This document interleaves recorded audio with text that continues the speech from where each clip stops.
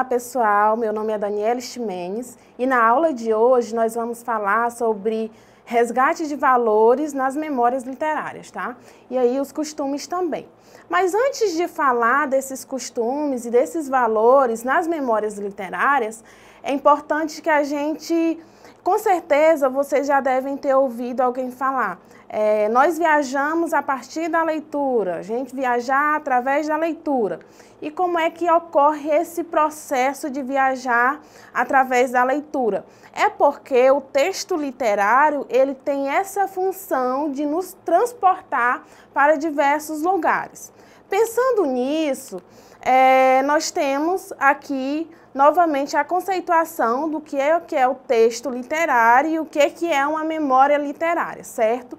Lembrando que eles estão engajados, estão entrelaçados esses dois conceitos. Então vamos lá.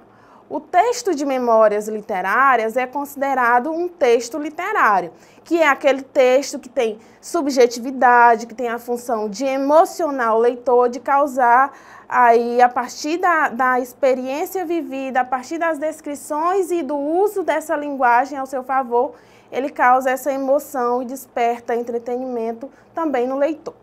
Os textos literários são textos baseados na imaginação, ou seja, eu tenho ali uma realidade e essa realidade ela é recriada, então aí nós temos essa recriação, certo? E, portanto, são subjetivos.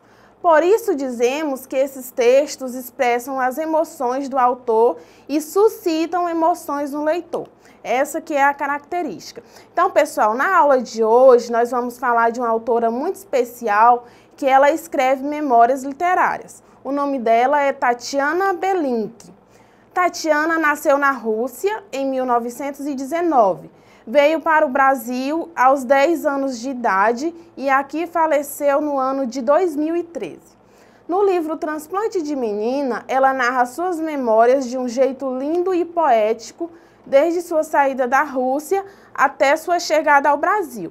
Pessoal, nós vamos ver uma memória dela intitulada Frutas, que faz parte aí dessa obra Transplante de Menina.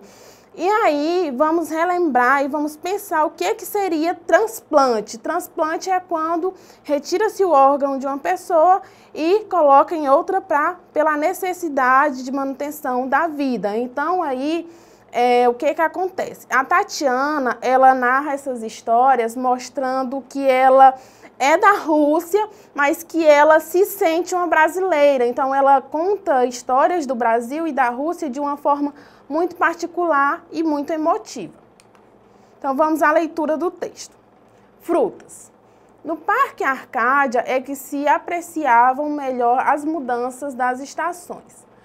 Na sua rica e frondosa vegetação, e nós conhecíamos os nomes de todas as árvores e arbustos, o senhor outono e a senhora primavera se esbaldavam.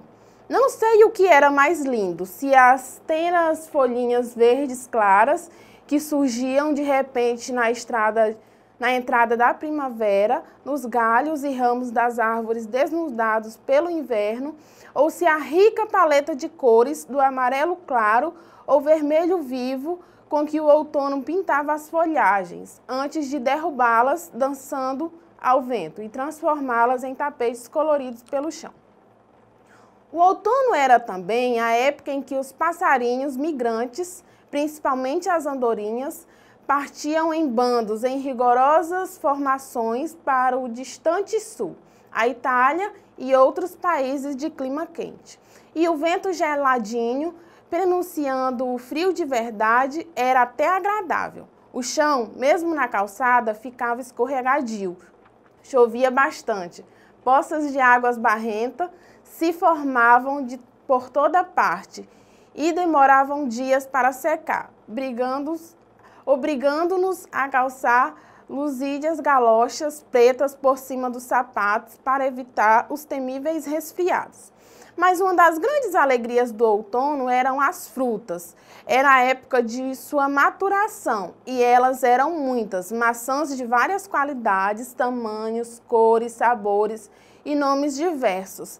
ameixas pretas, amarelas, cerejas e groselhas rajadas como as bolinhas de gudes, peras e outras delícias.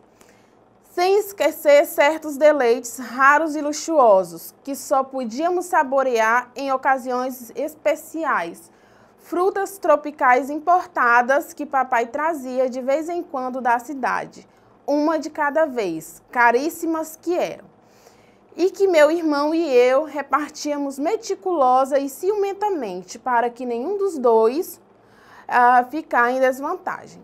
Uma banana, por exemplo, era cortada em duas metades, no sentido longitudinal, para que nenhuma das duas ficasse maior que a outra, perdão.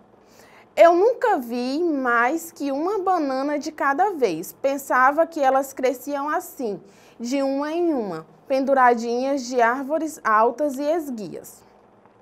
Já uma laranja era descascada por papai com uma técnica elaborada, que incluía um canivete para riscar as cascas no sentido dos meridianos e uma colher cujo cabo servia para destacar delicadamente as tiras de casca sem machucar a polpa, sem tirar sangue, como eu dizia. Também porque eram laranjas de polpa bem vermelha. Então papai repartia a laranja por gomos, que nos dava de um em um, e nós nos trincávamos e comíamos com todo respeito. Abacaxi, que nós conhecíamos como ananás, só o víamos em forma de rodelas, saídas de latas importadas. Já as mexericas, que nós chamávamos de mandarinas, eram fáceis de descascar, claro, mas eram também repartidas de goma em goma, como as laranjas, e consumidas com a mesma pompa e circunstância. Então, pessoal, nós temos aí esse texto. Eu não sei se vocês observaram, mas a partir da leitura, nós percebemos que a Tatiane traz aí uma memória, ou seja, um recorte de algo que ela viveu, mas lá na Rússia. Então, esse texto aí, intitulado Frutas, vai falar de frutas tropicais que lá na Rússia eram bastante difíceis de encontrar, ou seja, além de ser rara, eram muito caras, o que é comum aqui no Brasil. A gente encontra banana aí em qualquer esquina, em qualquer lugar que for, porque são frutas típicas do nosso país. Então, vamos lá.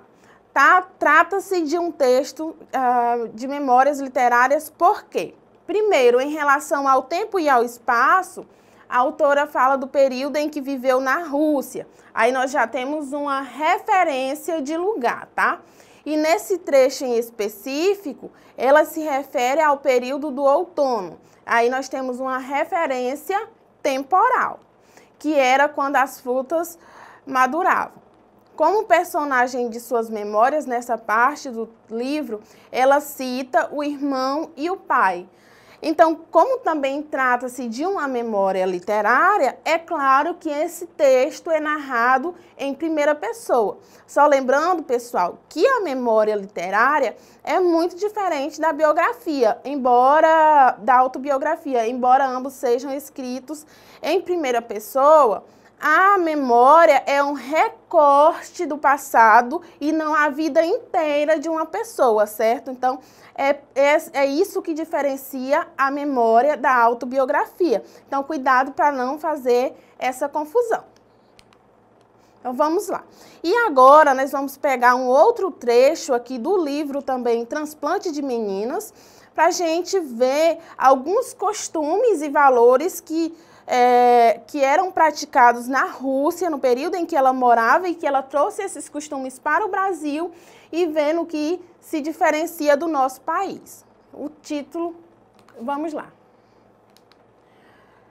Lá em Riga, nossos aniversários eram comemorados com animadas reuniões, no meio de uma grande família.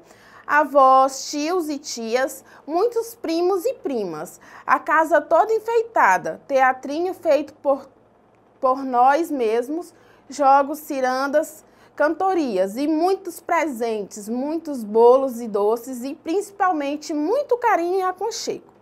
A cadeira do aniversariante na cabeceira da mesa era decorada como um trono, com grinaldas e enfeites de papel.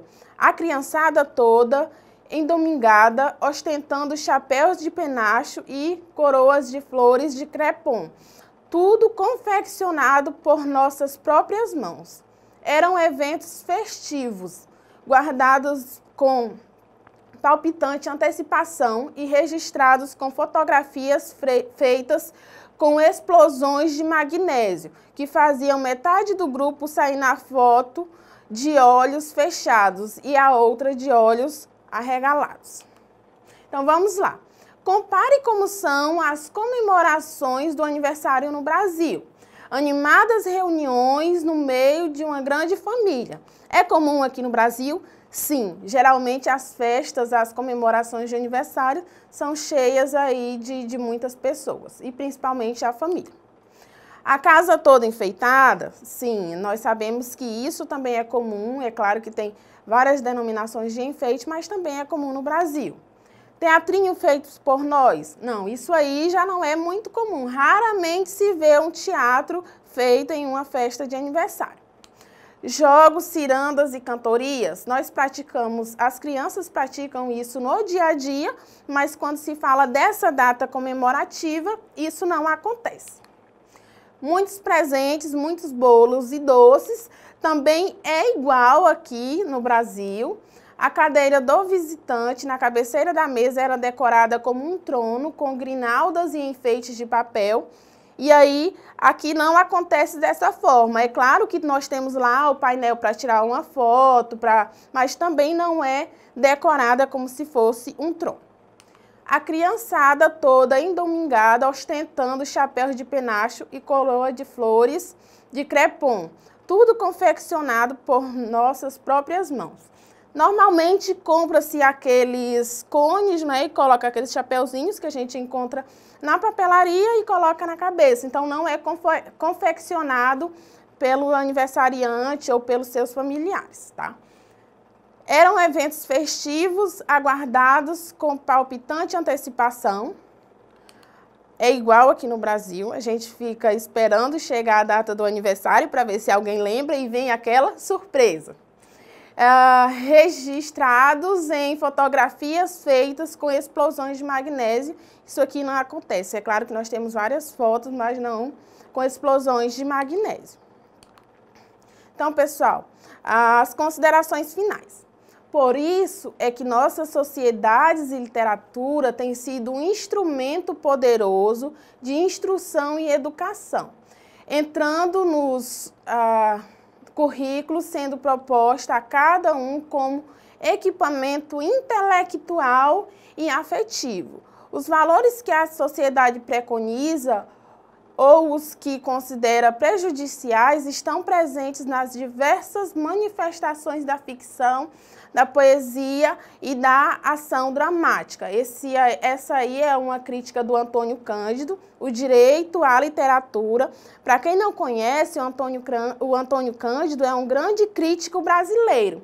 E o que é que ele quer dizer com isso? Que a partir da literatura, e como nós vimos aqui nessas memórias literárias, nós conseguimos resgatar e, além disso, conhecer valores e costumes da sociedade. Então, perceba que nós fomos transportados para um outro país e comparamos aí os costumes de ambos, Brasil e Rússia. Então, é isso, pessoal. A aula de hoje fica por aqui. Só lembrando que você pode acessar o site da Secretaria Eduque Acre, rever esta videoaula e ficar atento às atividades.